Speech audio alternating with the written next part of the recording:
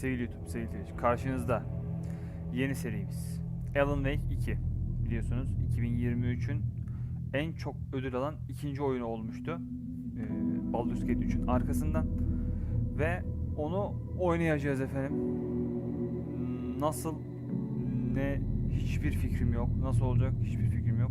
Çok merak ediyorum. Öncelikle şu, hadi bakalım, new game. Normal. Story ne? Hard ne demek bilmiyorum. Normal, gayet iyi.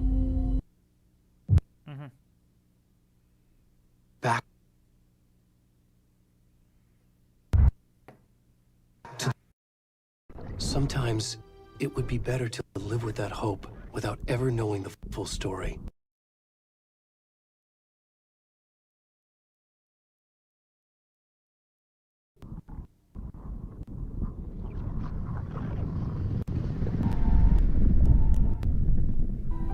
In a horror story, there are only victims and monsters.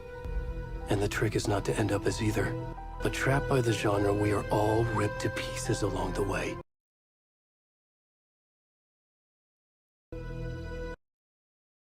This is not the story I hoped it would be. This is not the ending I wanted. This story will eat us alive. This story is a monster. And monsters wear many faces.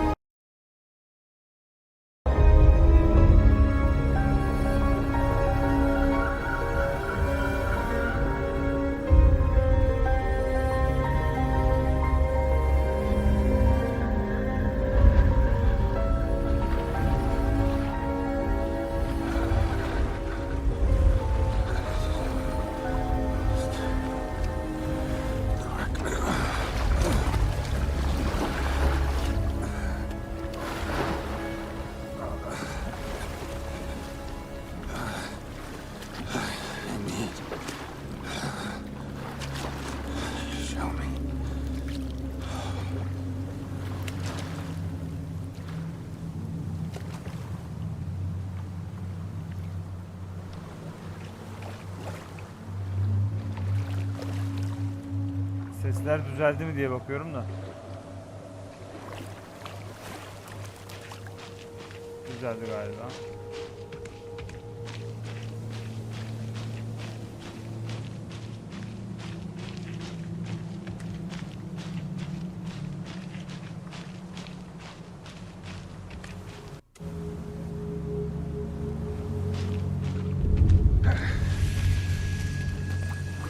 Hadi bakalım.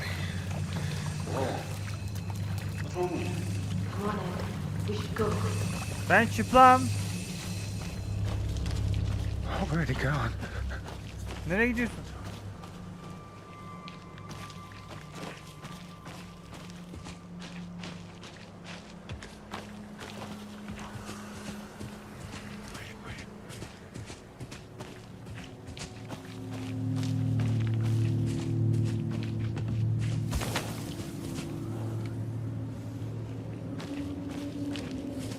Yani şu noktada çok da korkacak bir durumda değilim. Yani cıvıl cıvıl dolaşıyorum.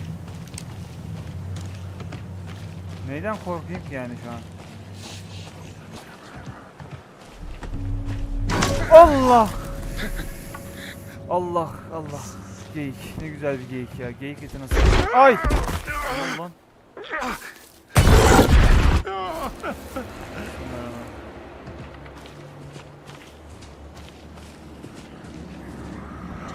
Bu ne dünyanın...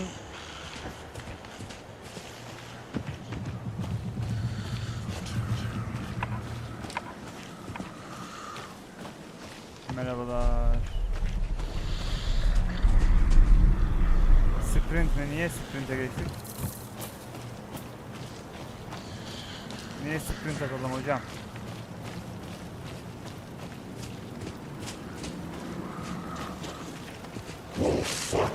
Onları satıyor. Ne oluyor?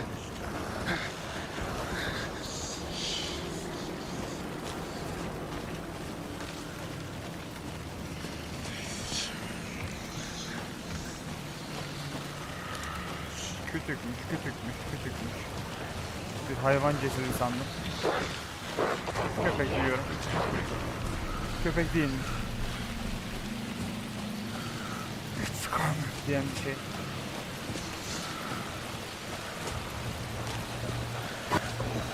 Allah aşkına beni alın buradan. Kurban olayım.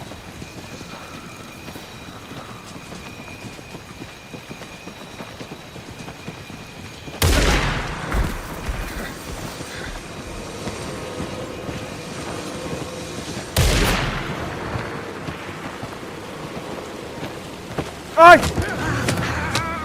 Görmedim ki.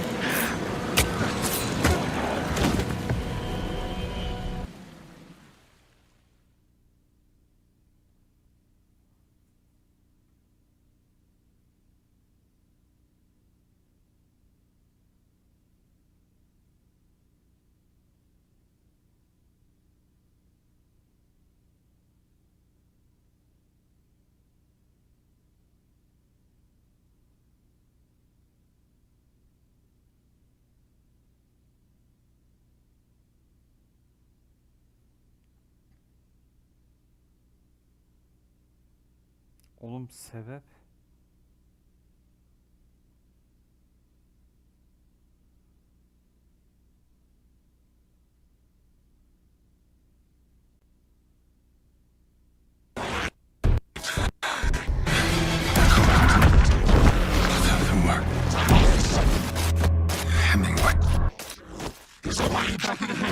Sesler niye bu kadar kayık ya?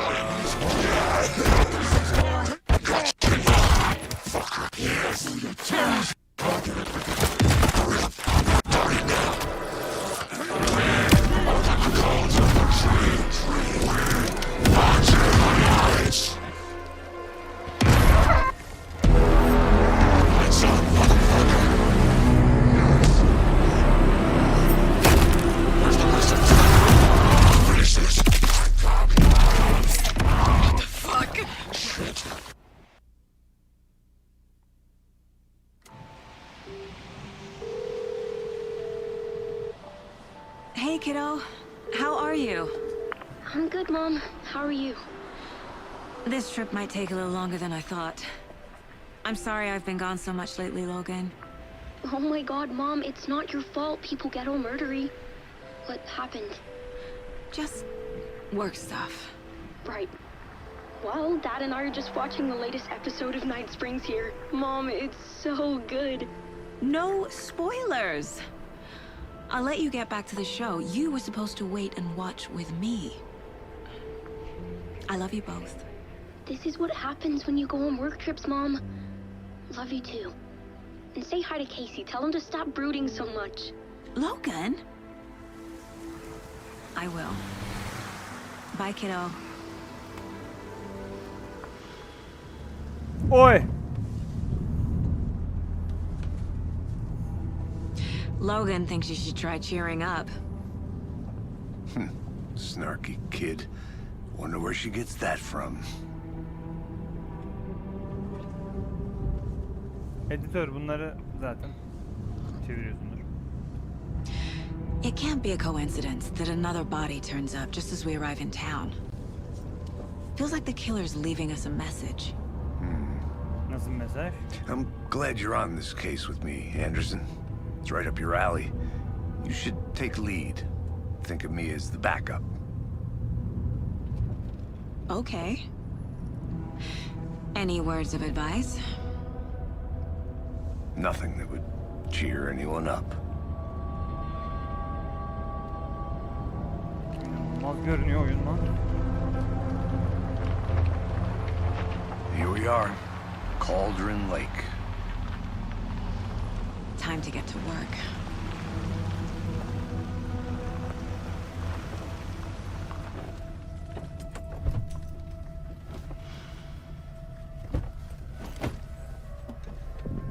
A deputy was supposed to be here to show us to the crime scene. There's the car, so where's the deputy? Eaten by a bear? I'll check out that map.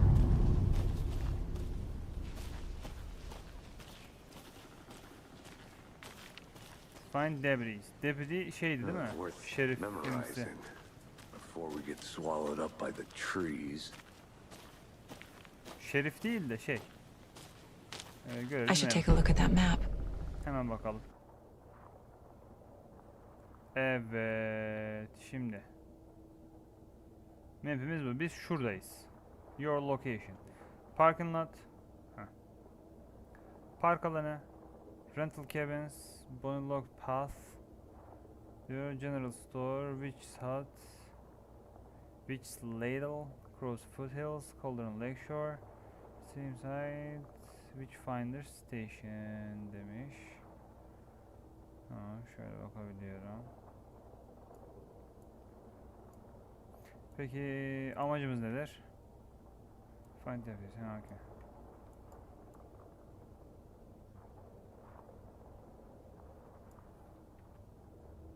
Tamam. Bu ne? I think I hear someone. Could be our deputy. I can go take a look. Aha. Hey, over here. Ha, bunlar o adamı gören ikili mi acaba? Hey Rental there. cabins. Agent Casey, right? Evet. Sheriff Breaker said you'd be coming by to take over the case. Evet, biz geldik You're dava half ediyor almaya. right. Anderson? Burada görevli yetkili benim. Saga Anderson. I'll be leading this case. Seems you already know my partner, Alex Casey. Shoot. Sorry about that, ma'am. I'm Deputy Mulligan. I just figured that, you know, that, The federal agent's right here, Thornton. My partner, Thornton, down at the crime scene. He's not what you call the sharpest axe in the shed. Right here? What do you mean? Are they with you? Oh, shit! They didn't hear me, did they?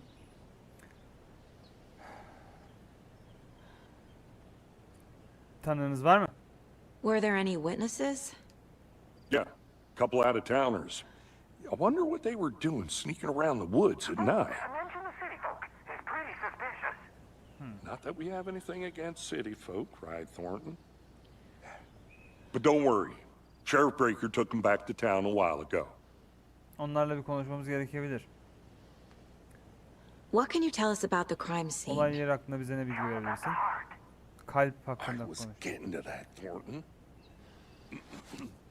Tam olarak onu söyleyeceğim. Well, we reckon there are some organs that are currently outside the victim's person when they should be, but you know, inside. Bazı organları çıkarılmış. Maktül mü deniyordu? Ne deniyordu ya? Victim. Unuttum gene, victim'i gene unuttum. Tamam, şu cesede bir bakalım. I want bakalım. to see the body. How do we get there? Oh, sure, that's real simple. Just through the hole in the fence, down the hill towards the lake, around the old convenience store. You can't miss it. Everything's been closed since the area was fenced off. The store, the campground, all of it. Hey, Mulligan, tell them I'm here, waiting. I'll show them around.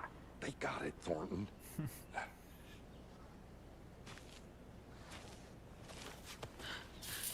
Hadi bakalım. General Store'a gidiyoruz. Before we get to the crime scene, there's time to review the facts of the case so far. Make sure I'm seeing the clues clearly. Olay yerine gitmeden önce diyor, şu an aklımızda olanları bir gözden geçirelim. Hadi bakalım. Nelerimiz var? The Bende de Mind yok. Place. My version of the Mind Palace technique. Oo. To sift through clues and work the case. Building the Mind Place again for each case. Using each field office as a model in my head. Bayağı iyi. The Güzelmiş. facts are on the board. Evet, hemen bakalım. Nedir? Everything we know about the previous murders. Önceki cinayetlerle ilgili bildiğimiz her Worth şey taking burada. another look. Bir kere daha bakmamız tabii ki gerekmekte. Bu süreci analiz etmemiz için kullanmamız gerekiyormuş. Şimdi şöyle en baştan. Ne oluyor lan, yastık düştü kendi kendine. Niye sağa sola yapamıyorum?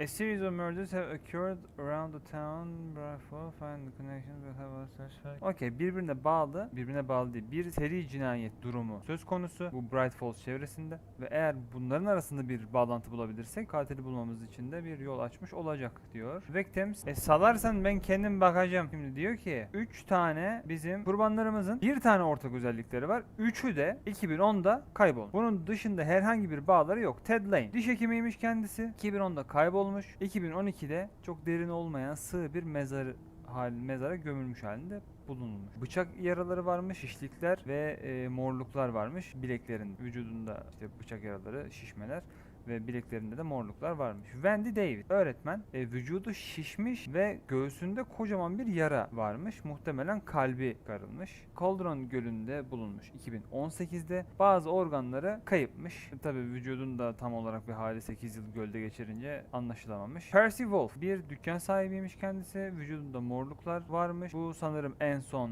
olan olay 2 hafta önce çünkü eşkali uyuyor. Vücudunda morluklar var, kalbi çıkarılmış ve değişik dövmeleri varmış. 2 hafta önce bulunmuş. Göğsündeki yara ölüm sebebi olduğu düşünülüyor ve vücudunda da anlaşılmayan dövmeler yapılmış. Murder method, cinayet tekniği metodu diyelim.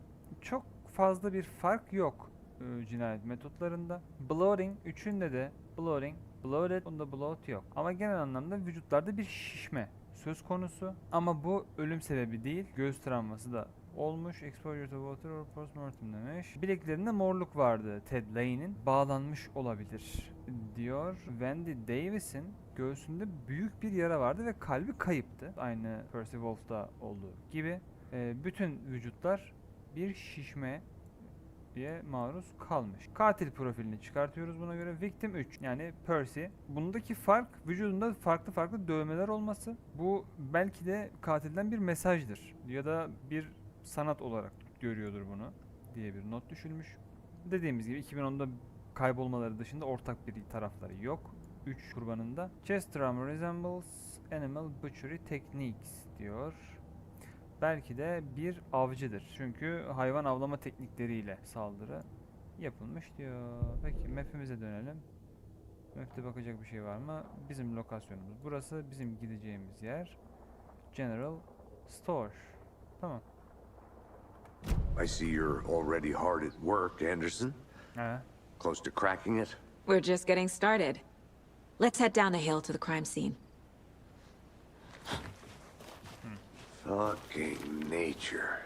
Niye Gives fucking me a headache. There's too much sky. Bu etrafta bir şeyler olabilir mi? Niye bakmıyoruz biz sağa sola? Mesela ben şuraya bakmak istiyorum. Faydası yok mudur acaba? I'm gonna go check something out. Be right back. Got it. Burada kapalı bir kapı var. Açabileceğim de bir şey yok. Tamam. Bu nedir? A creepy twig sculpture? Bir twig sculpture buldum. Belki bir şey olabilir. İnanışa göre bir şeyler olur hani. O adam bunların inanışına ters bir hareket yapmıştı. Mesela şeyde vardı ya, Days Gone'da. Reaper'lar vardı. Anderson. Yok, Hey Casey, you putting me in charge. Why now? Look, Anderson, you're a better detective than I am. You've cracked cases that had the rest of us baffled. I don't want to slow you down. Are you thinking of retiring? You know what happens to cops who say this is their last case. Mm-hmm. Real funny, Anderson. Harbiden bütün bu son davam dediklerinde başlarına bir iş gelir. Aman diyeyim hocam. Geldim. Bir etrafa bakınıyorum bir şey bulabilir miyim diye de. Stairs are out. You okay to jump down? I'm not that old. Hadi bakalım ya Allah.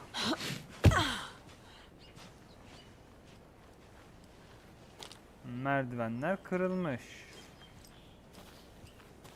Ben böyle olunca her şeyden şüpheleniyorum. Mirror Peak. Hemen okuyalım. Neden Mirror Peak denildiğini anlatmış.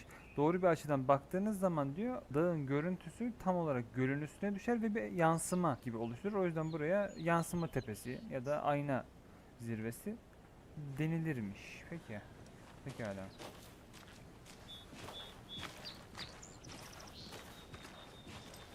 Amirim.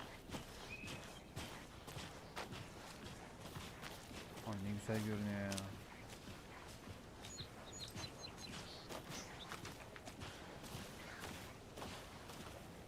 Nerede bu adam ya?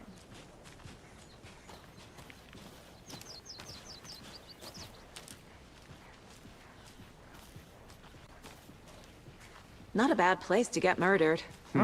If getting back to nature is your thing.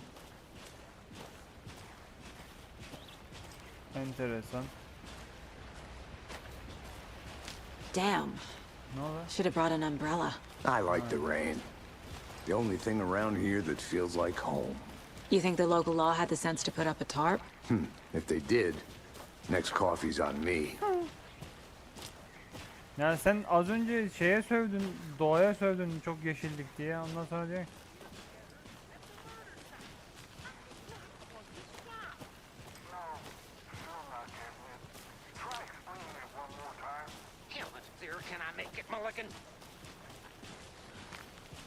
Selamünaleyküm, siz niye tartışıyorsunuz?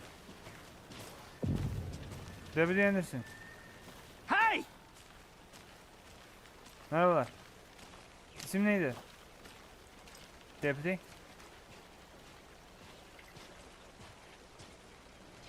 That's Deputy me, Thornton, at your service, I take it. ready to get this case solved. Now the body's behind the store. Come on, I'll show you. FBI, huh? That's so cool. Hunting down psycho serial killers and shootouts with the mob. You forgot the UFO cover-ups. What? Those are real? You guys hiring? Bonnie, he's joking. Let's just see this body, shall we? Aha. Hadi bakalım.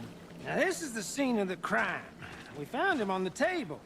And we didn't touch nothing, you know, procedures and stuff. Thanks, Deputy. No tarp. My oh my. You owe me a coffee. Okay, let's start by examining our guest of honor. Does this fit the MO of the previous murders? Uyuyor. Öğretmen olan ablayla uyuyor bence. Step 1. Examine the corpse. Okay, examine the corpse. Let's go. Nasıl examineyeceğim?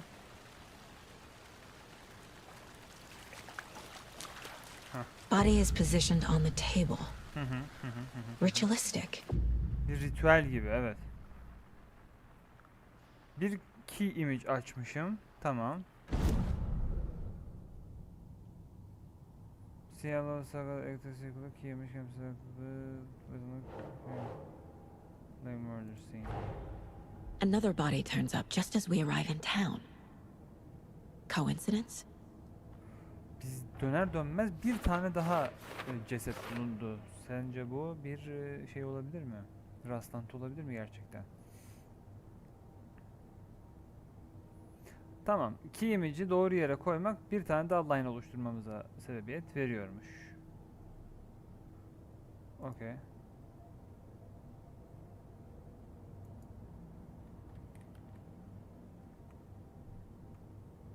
Tamam. Tamam. Key image yeni bir soruya yönlendirdi bizi. Investigate the crime scene.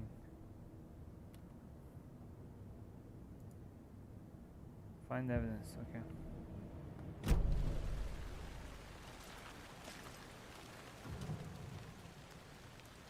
Evet. Şimdi öncelikle bileklerine bakalım. Bruising on the wrist from the cargo straps holding him down. Bileklerindeki morluklar neydi? Ted Lane'de dentist yani diş hekimi olan adamın bileklerinde de morluklar vardı. Öğretmenin Inside stab wound.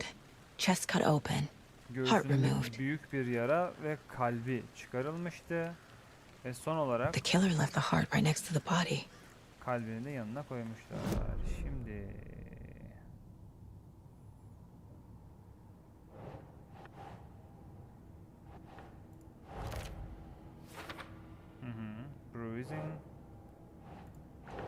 Chest wound.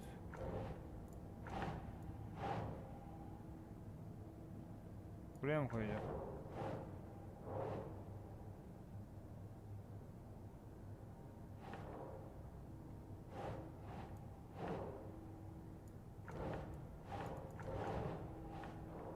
Anlamıyorum.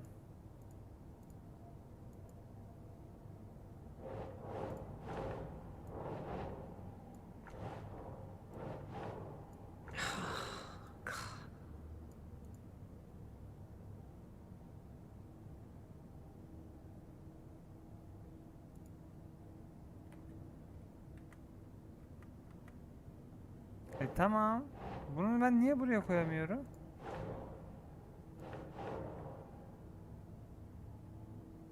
Nah.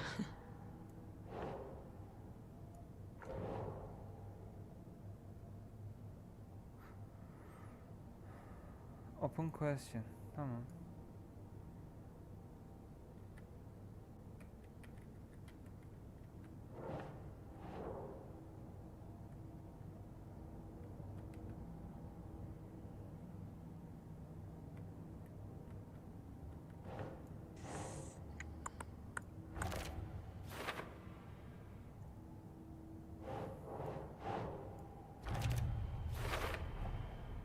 Heart removed from chest, strapped by the wrists. Definitely matches the previous murders. But this time the heart and the straps were left behind. More clues to work with.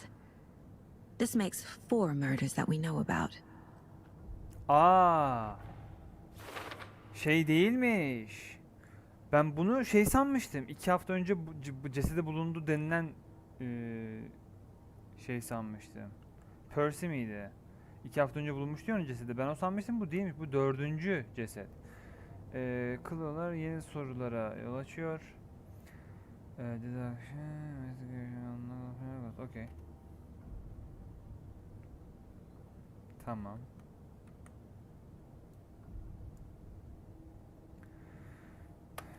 Tamam canım. Victim. Kim olduğunu öğrenmek için soru soracağız.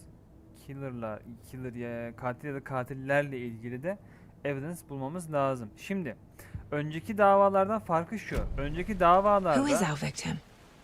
Who killed him? Need to find more clues. Tamam, sormamışız. Önceki davalarda ellerinin bağlandığını ve göğsünün açıldığını ve kalbinin alındığını biliyorduk. Ancak bunlarla alakalı bizim kanıtımız yoktu.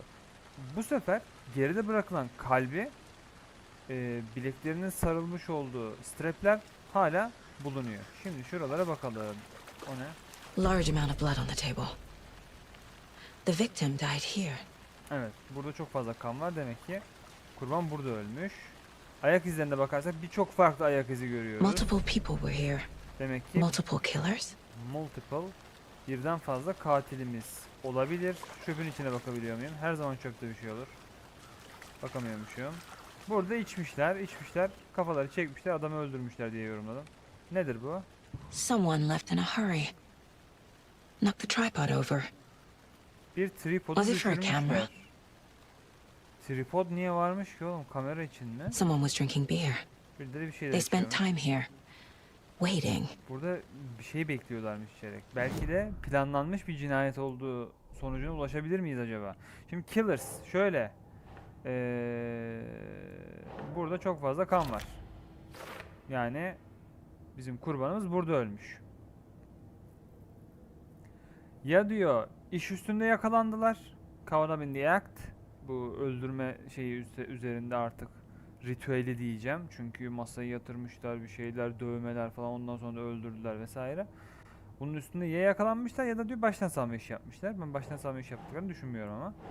Şöyle birçok ayak izi gördüğümüz için de Footprints indicating multiple killers. aynen Quite the öyle. party. Multiple assailant presence, messy scene, crime of passion or something else. Lots of activity here. Okay. Victim'e sonra geleceğiz. Peki. Peki hocam. Buralarda bir şeyimiz var mı? Yoksa sana sorular soracağım. Tamam, sana sorular sorarak başlayalım, devam edelim. Tanıyor musunuz kurbanı? Any idea who the victim is? Oh, I sure do. Kim? His name is Nightingale. He was Nightingale. FBI. FBI. Came to town about 13 years ago. 13 yıl önce I gelmiş haven't heard a buraya. word about him since. O zamandan beri de onunla ilgili hiçbir Until şey now. duymadım. Şimdiye kadar. Nightingale. Nightingale mı? Robert Nightingale? Robert Nightingale mi? Yes, you Evet. probably knew him. Brothers in tanıyorsun. arms. Beraber Oh, göreve and çıkmışlar. sisters.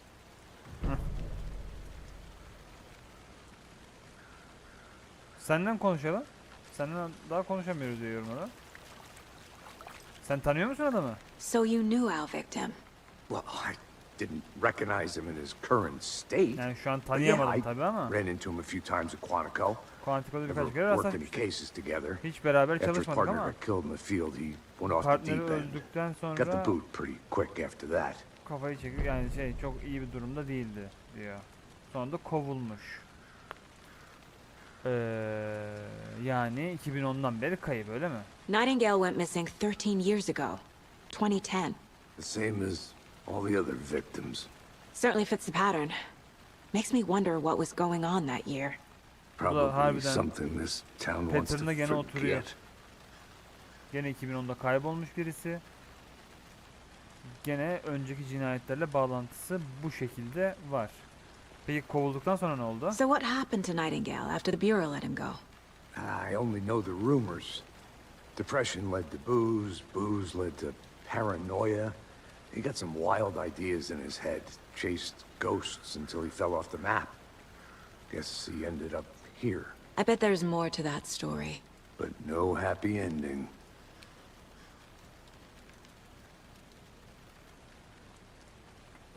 Okey, geldim buraya tekrar. Şimdi victim'le ilgili. Thornton victim'in Robert Nightingale olduğunu ve en son 13 yıl önce Bright Falls'a geldiğini, Bright Falls'ta göründüğünü söyledi. Şöyle. Ve Casey de Nightingale'ı tanıdığını ama hiç beraber çalışmadıklarını ve belli bir olaylar silsilesinden sonra FBI'den kovulduğunu söyledi. Bunları öğrendik. Robert Nightingale, Robert Nightingale, ex-FBI, came to Bright FBI. Falls 13 years ago. 13 yıl önce Bright Falls'a gelmiş diyerek notumuzu da düşmüş oldu. Premeditated, spontaneous. Önceden hazırlık var mıymış yoksa spontane mi gelişmiş bu cinayet? Vallahi şunları gördüğümüze göre bir tripod gördük yakında bir yerde. Yeni görünüyor. Katiller tarafından alınmış olabilir. Neden? Bir kamerayı üstüne takmak için mi? Ve böyle ilginç şeyleri kaydetmek için mi kullanıyorlardı ve burada bir soğutucumuz var. They İçecekleri planned for the soğutmak murder için. to happen here, Evet. passing the time with equipment ready. They were waiting for him. Burada zaman But why geçirmişler. Nightingale? He's been missing for 13 years. Why here? Why now? Aha. Victim came from... Evet. Profiling. Get into the subject's head. See what they saw. Feel what they felt. Use whatever I know about them to guide my intuition to a revelation. Piece it together. And this is my design şeklinde mi? Nedir?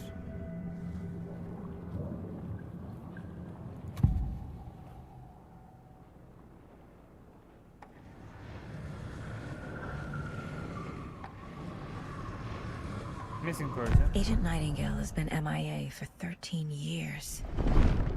How did he end up here? Up from the lake that's not a lake. It's dark. He was there too.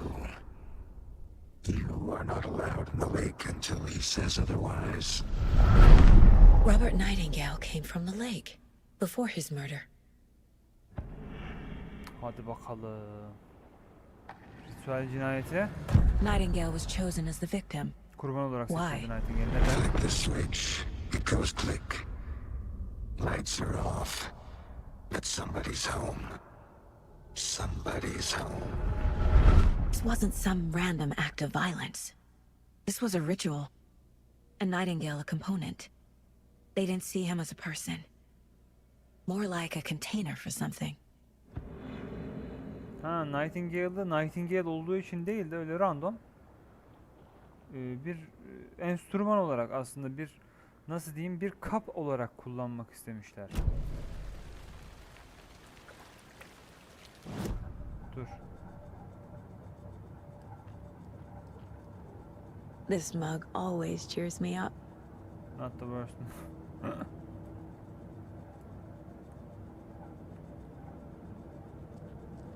Profiling'i bitirdik, değil mi? Bitirdik. Şeye dönelim. Caseboard'a dönelim. Nightingale came from the Cauldron Lake. Peki bu 13 yıl boyunca neredeydi Nightingale? Kanıt bulmamız lazım. The lake is connected to Nightingale somehow. Casey, you look down by the lake. Ne oluyor? Lead the way. Sounds good. This way, right? Right. Well, okay. Well, I'll just wait here. Ne oluyor?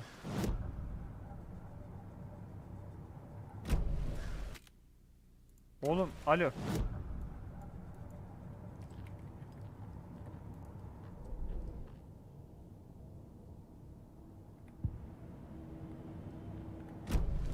Heh. Oyunu bozdum ya. Şu göl tarafına bir bakalım ya. Gölden geldiğini öğrendik çünkü bir kanıt bulalım. This one of your hunches, Anderson? Yep. Did something happen at the lake? I think Nightingale came up from that direction. From the lake. Probably looking for shelter. Safety. They were waiting for him. When you're ready, I'd love to hear what you put together so far. Sure. It's not that complicated. Nightingale was out in the woods alone at night, possibly nude. The killers knew he was here, ambushed him, dragged him to the campgrounds, strapped him to the table, cut his heart out. But then they were interrupted by those witnesses, the Bookers.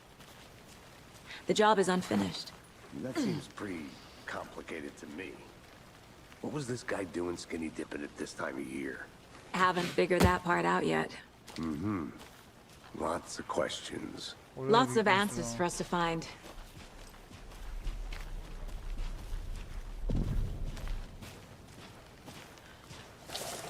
I didn't know trees got that big. Damn. Gives me the creeps. You need to get out more. Bakayım. Witch It Slave. is kind of creepy, though. A witch with no heart. A Okuyalım. strange echo of owl murder. There is no mystery in Cauldron Lake being named after its cauldron shape, and yet there are many mysteries.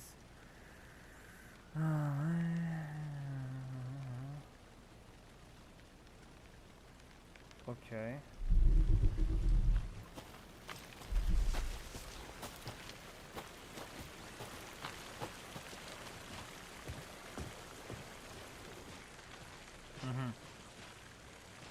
Tracks.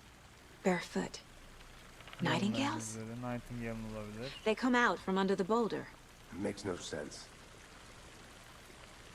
There's a piece of paper on the ground.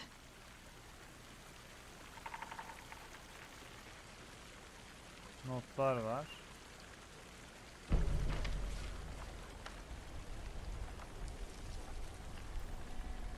A page full of text on one side. Not a printout. Written with a typewriter. Old school. Lines scratched out and edits added with a pen. Mm-hmm, like a manuscript. Page of a story. The killer left a message. It's for us. The text is about us. The victim was one of their own. FBI Special Agent Robert Nightingale. And then there was the page they found. The first step down into terrifying depths. Reading Reading the the words. words. These words felt like a message. Felt like a message. Someone knew they were here, someone playing a game with them, An invitation. How could they not accept, even if they knew it would end up hurting them?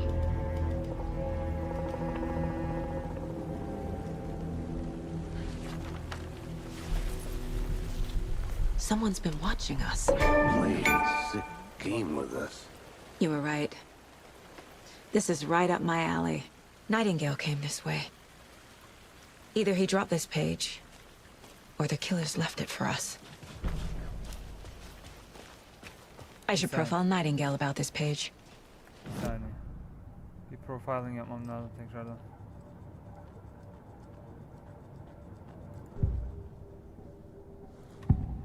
Bana bu sayfayı anlat Nightingale. We found a page in the woods. A story about these events. What is Nightingale's role in this?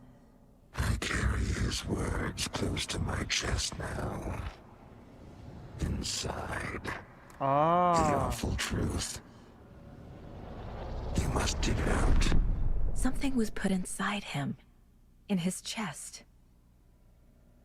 I must find out what. Yapacağız mı bunu harbiden ya?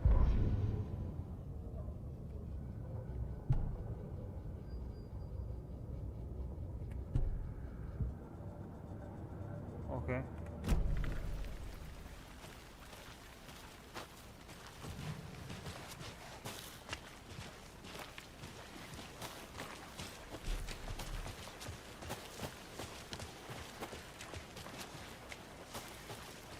Ya Casey çekil şuradan be.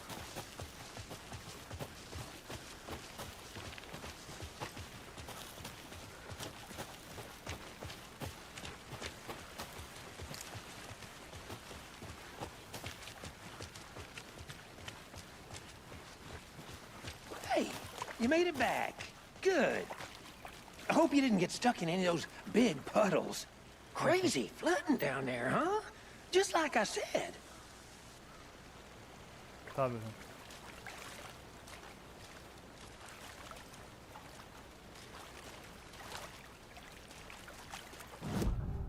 Tamam.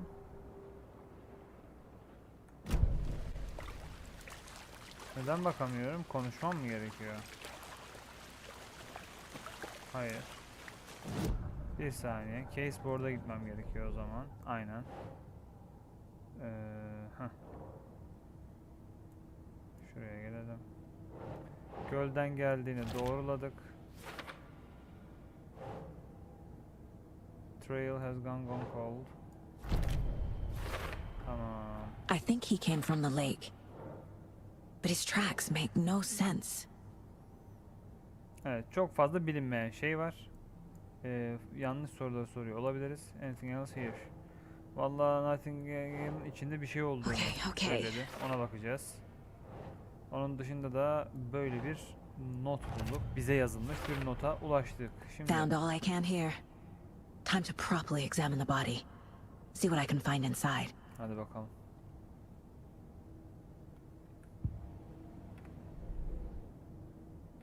Casey, I think something's been put inside Nightingale's body.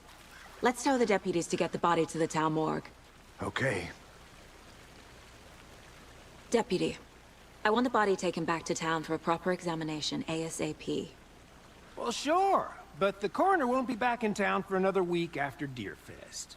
Not a problem. I'll do it myself. Oh, and Sheriff Breaker called to say he's got the bookers at the Oh Dear Diner in town. Oh, and I've got a key to the gate. It's a shortcut back to the parking lot just up the hill.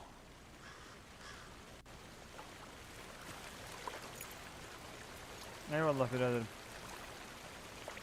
Burada daha fazla zaman geçireceğiz belli ki.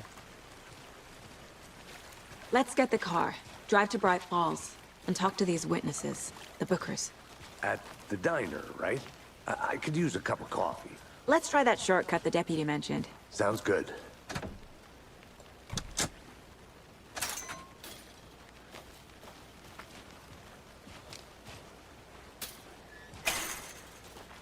Seems like a nice town so far.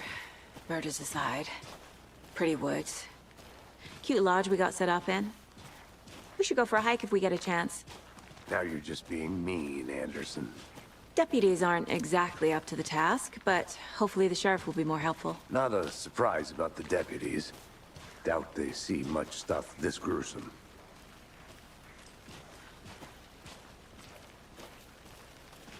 Lan şurada bir geçit gibi bir şey var sandım.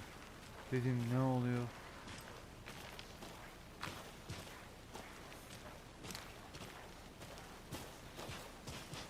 O ne?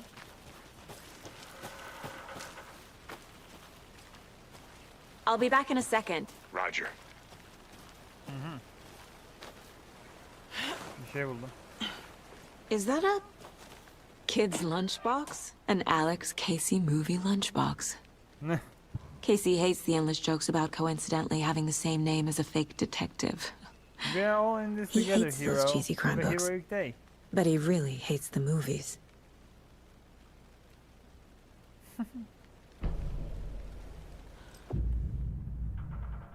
Weapon upgrade mi?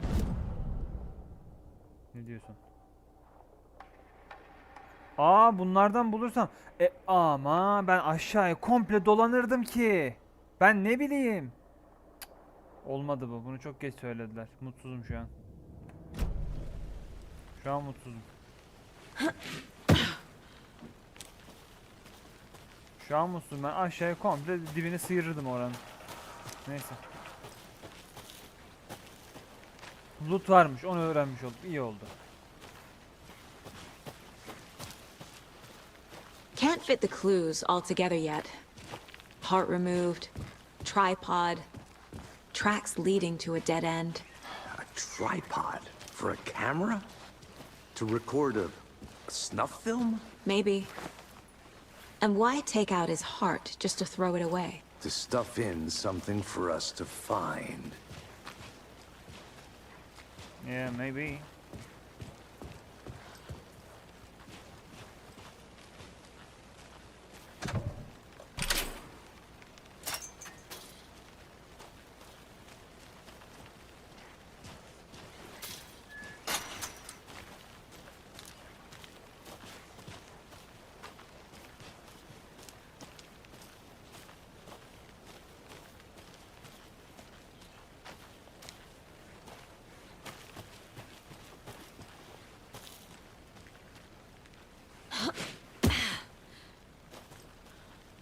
Ben niye buradan geldim acaba?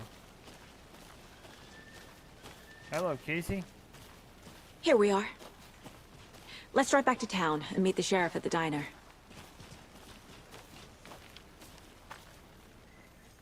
Hadi bakalım. Ay, kayma ya. Yapma.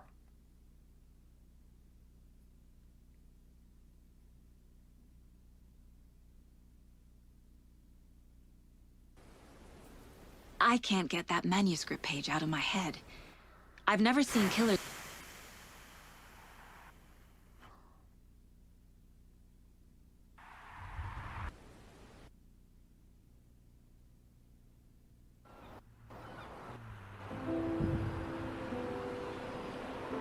Need to swing by the lodge to get anything from the field office? No, I'm all set. I'll park there anyway. I want to walk to the diner, get a feel for the town.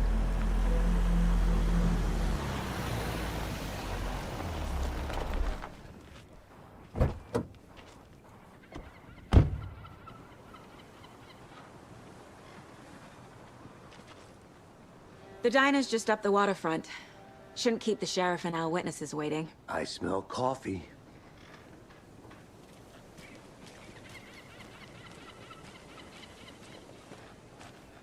Hello. Hello. Merhabalar.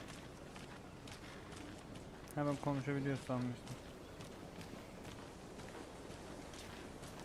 Rifle'ın haritasını da alalım.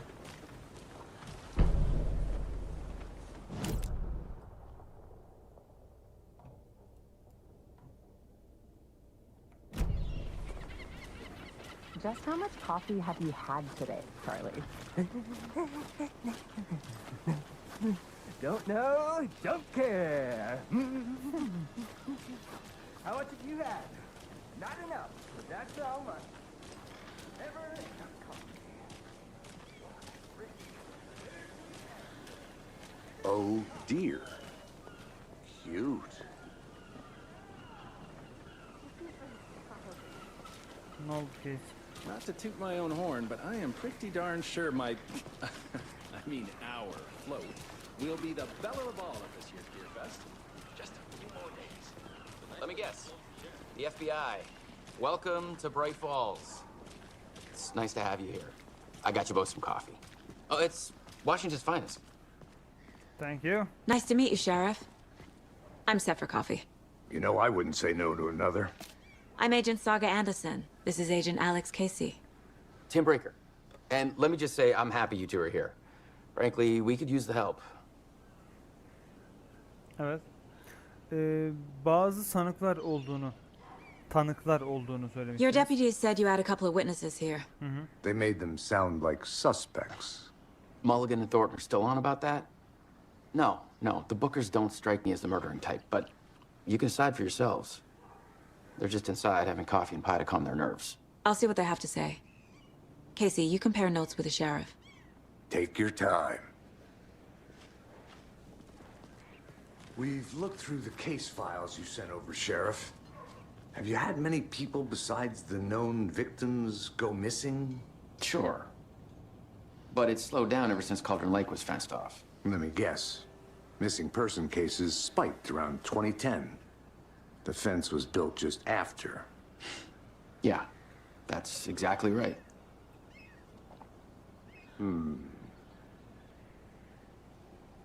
I can't believe that happened. I still feel like I'm gonna be sick. Come on, Ed. Have some pie. It'll take your mind off things. Merhabalar. Tanıklar sizler misiniz? Excuse me. I'm Agent Saga Anderson. Are you the Bookers? That's us. I'm Tammy, and he's Ed. Hello, officer. Just Saga is fine, Ed. So, are we being charged with anything? Because if not, we'd love to get back to our hotel and decompress after what we saw. Take a bath, scream into pillows, that kind of thing. We're not charging you. I just have a few Bir şey questions. suçlamıyor, sadece Nothing to birkaç soru stress soracağız. about, okay? Derde girecek bir şey yok.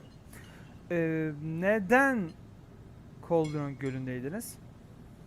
What were you doing at Cauldron Lake last night? I'm a writer. True crime. We're here from New York, doing some research on a famous novelist, Alan Wake, who went missing here.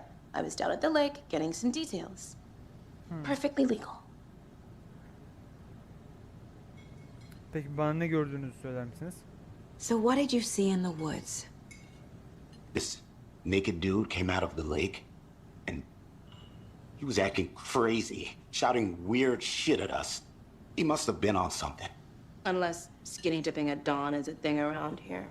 Then we heard shooting. We ran into these psychos in deer masks. They were tearing into the naked guy with knives, like some kind of satanic cult. And then we bolted and called the cops. Niye bunun bir tarikat olduğunu düşünüyorsunuz? What makes you say it was a cult? The masks and knives aren't enough. Yani yeterli aslında ama They were shouting, "Cult of the tree, the cult of the tree, cult of the tree." Oh, and then we found out. The whole thing was terrifying. That's all.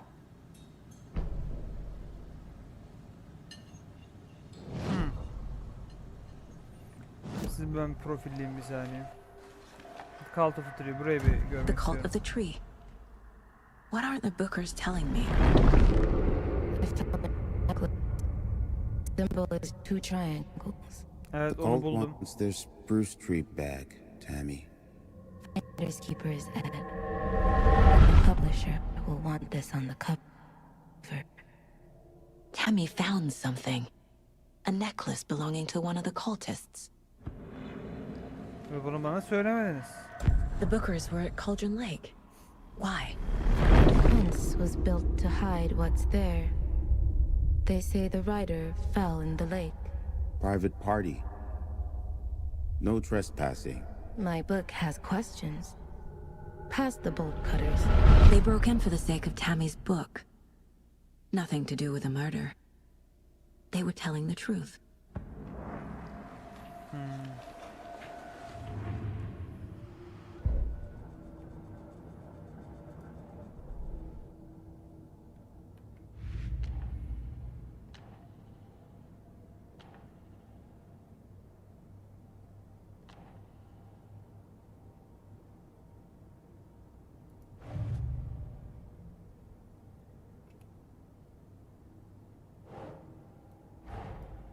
Finding a Casey movie lunchbox out here can't be a coincidence. Another message? Başka bir mesaj olabilir mi abi? Haydi bakalım. Ne diyor? Lunchbox falan CAULDRON Lake. Bright Falls area. CAULDRON Lake area. Who left these? CAULDRON Lake area. Ha, bu şey olarak yan görev bu değil mi? Aynen, 8 tane orada var, 8 tane burada var falan filan. Tamam. Okay.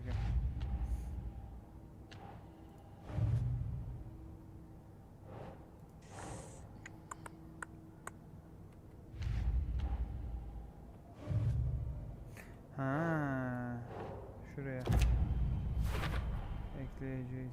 We're dealing with an organized group of killers, not a lone serial killer. Tamam, bir seri katil olmadığını, organize olan bir grup şeklinde bir katil grubu olduğunu ve ritüelistik cinayetler işlediklerini öğrendik. Bu nedir? Case closed. The cult of the tree is behind these murders. This case just became much more complicated. I'll need to start a new file. But it's my first cult case. Exciting. Exciting? What? What do you mean?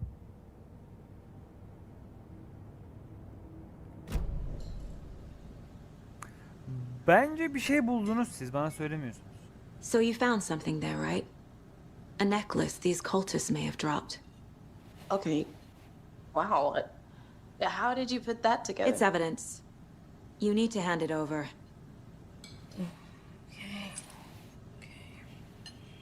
Told you not to keep that thing to me.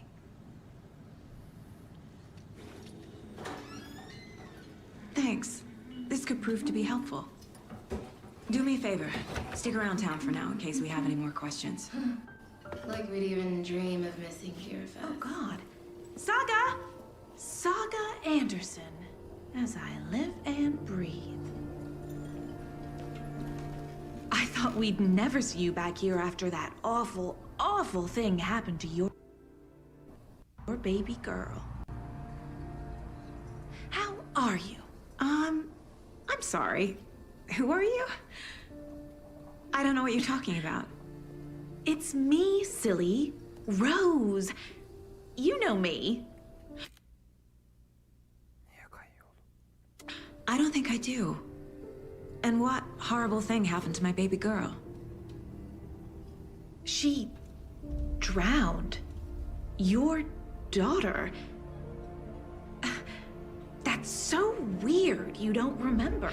How do you know I have a daughter? Oh, I know what this is. You're blocking out your traumatic memories. Happens on TV all the time. No. You're mistaking me for someone else. If you say so.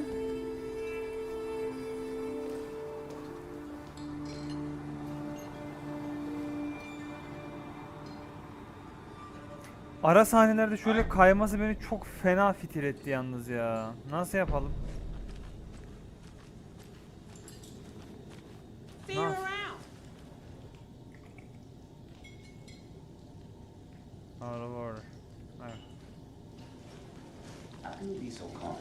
Corpses are part of the job. Can't dwell on it too much. Arkaya bakabiliyor muyum ya?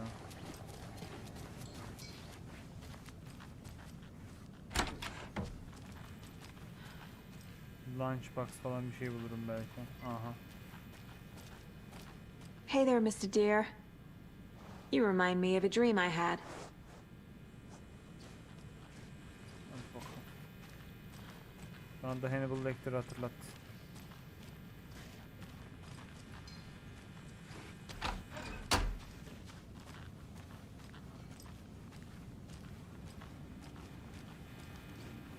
I need something to force this open. Okay, denedim.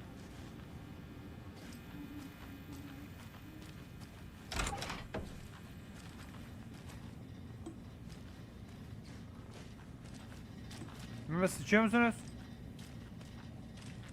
Sıçan yok, güzel. Temiz bir müessese. It doesn't budge. Bak.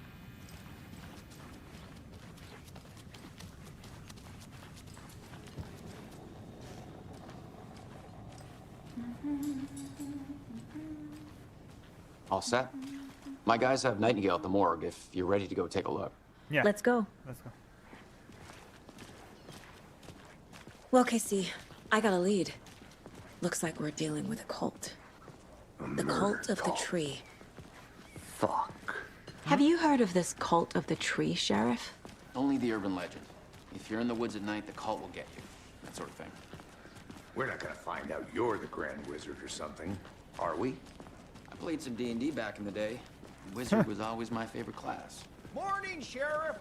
Looks like you have some guests. Ah, morning, Ted. Yeah, real important guests. Deerfest. Always draws a crowd, right? Too true. More the merrier. Have a good one, Sheriff.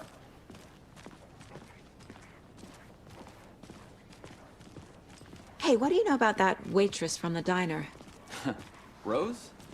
Yeah, she's a bit of a space case. Always has been. Why? What'd she do now? She kept saying that my daughter drowned. She even knew my name.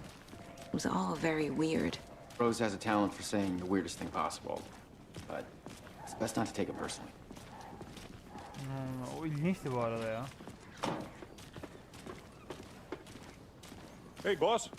Corpse is downstairs ready to go. Okay. Yep, in the morgue, all prepped. I'd like to take a closer look as soon as possible. Lead the way, Sheriff. Oh, this is the Bright Falls Sheriff Station. Anything you need, just let us know. We appreciate the support, Sheriff.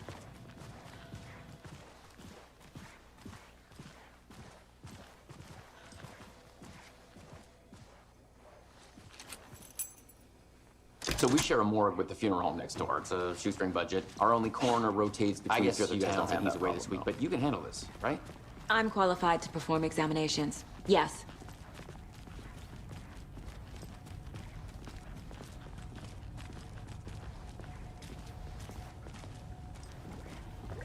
Something about morgues.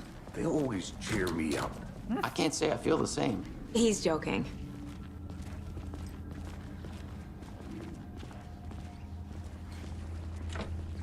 Pardon, ben oraya gireceğiz sanırım. Çok özür dilerim. Çok yanlış gözüktüm.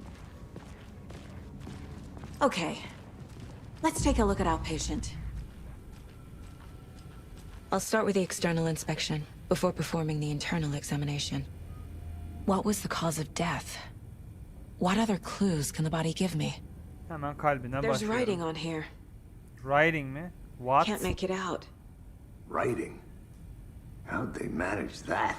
Kalbine dövme yapmışlar. Kafasında bir The şişlik body var. shows signs of being submerged in water post-mortem. Su şeyleri de var zaten. It doesn't add up. Bloating dediğimiz. Bileklerinde Defensive morluklar. wounds. He put up a fight. Dövüşmeyi kendini korumaya This looks çalışmış. like text. Buraya gene bir A tattoo? dövme, bir yazı Nightingale yazmışlar. didn't strike me as a tattoo guy. Ve son olarak Aha. They did leave something inside his chest. hemen. Geldim hocam.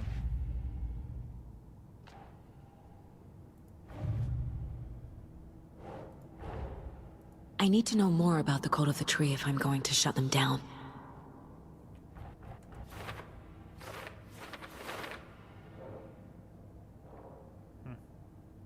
Şimdi bunlarla ilgili bizim bulduğumuz bazı şeyler var. Nedir? What kind of cult? Şöyle bir sembolleri var. Gene bu sembolü şöyle bir yerde bulmuştuk. Ve aynı zamanda geyik maskesi taktıklarını biliyoruz. Ha. Kalkol da olmaz ki. Şurada mı?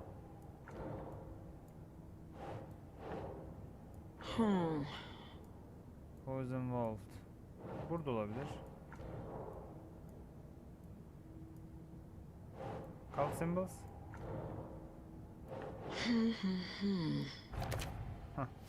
Cult psychology. Okay. Tamam, şimdilik elimizdekiler bunlar. Dönelim. Murder at the Cauldron Lake. Ve şimdi Time to see what Nightingale's body can tell us. otopsisine bakacağız şimdi. Öğrendiğimiz şeyler. Şimdi first of all, vücutta şişlikler var. Uzun süre suyla temas ettiği için ölüm sebebi olarak vücudunda şişlikler oluşmuş. O sudan kaynaklı şişlikler oluşmuş.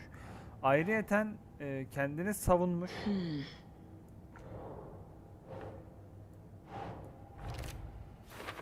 Kendini savunmuş. Ve yani anlıyorum şöyle. Ritual writing. Üstüne dövme yapmışlar. İç organlarının ve omzunun. Text is smudged. Looks inverted. Heart can't have been marked before removal.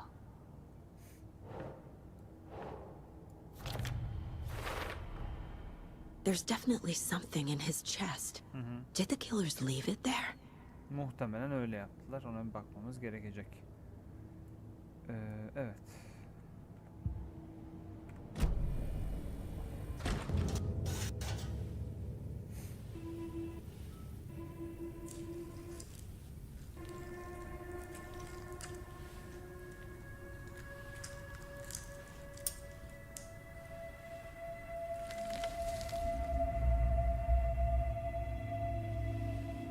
Bir sayfa daha mı çıktı lan? It's the same type of page we found at Cauldron Lake. Nightingale hunted Saga. Didn't see her. The Taken could not see into bright light. Light hurt them, made them vulnerable. Nightingale had no heart, but here he was, killing. Someone's created a fucked up fantasy about us. Hey, hold on. We found these kinds of pages. I didn't think they were relevant to this case. I have them right here.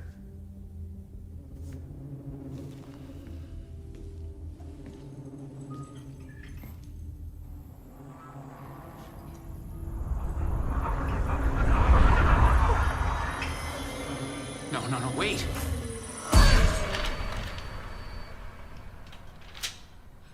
Sheriff? What the hell? Show me the clicker.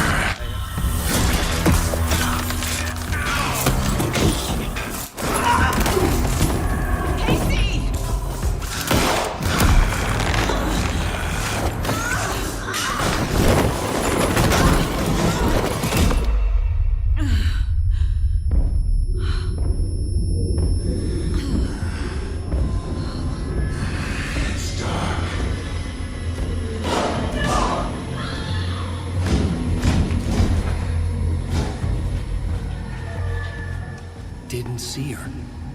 Could not see into bright light.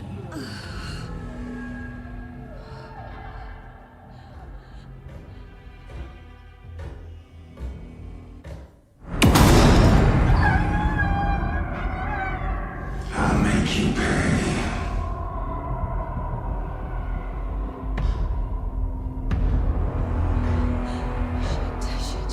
He's coming. No weapon. The page said to get into the light.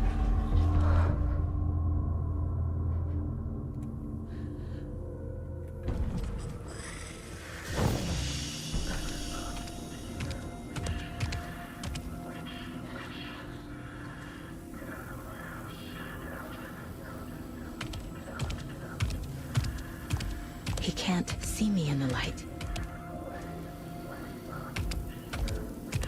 My gun's out in the hall. Gotta get it back.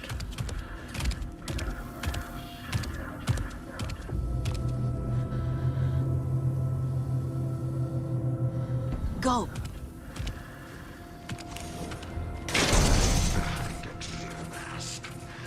Waiting for her.